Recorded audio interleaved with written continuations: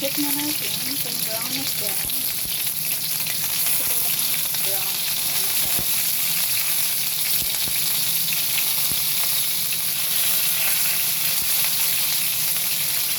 So, brown naman ang lahat. Alisin muna natin siya. Ayan. Baon. Separate muna natin siya. Separate.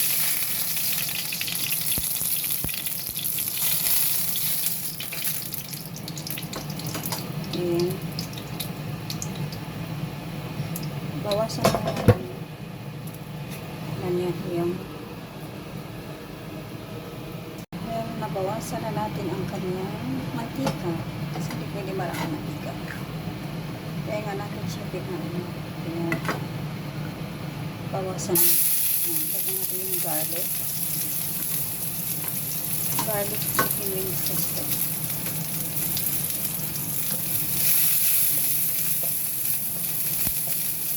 lagyan natin ang garlic konting brown para mabango. Ilagay na natin yung tinanggal natin na chicken wings. Balik natin siya.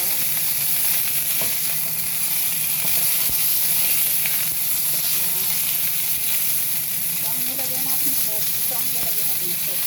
Chicken, honey, sauce.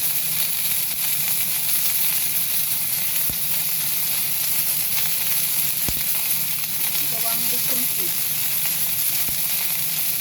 Ayan.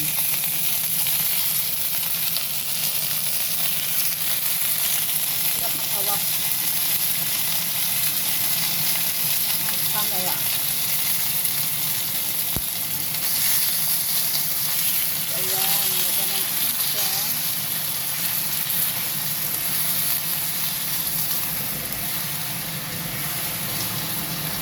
So, paghinaan siya ng apoy siya. Paghinaan natin ito. Para yung lasa niya, ng honey, maano doon sa loob ng chicken.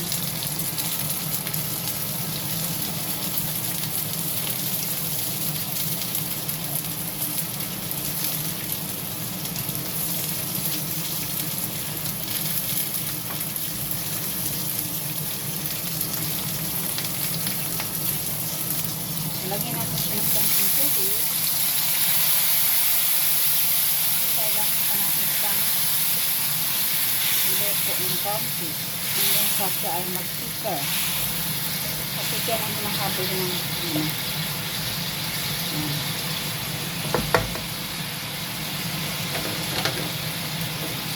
Lagyan natin siya ng konting sugar.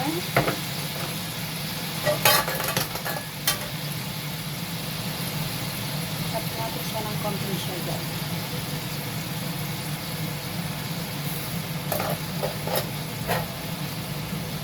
So, yun.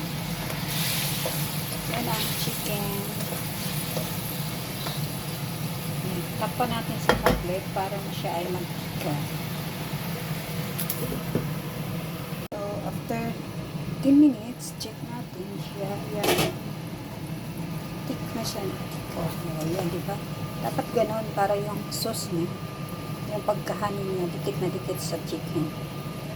Yung lasa. Ganon lang po. Dapat ganun katik.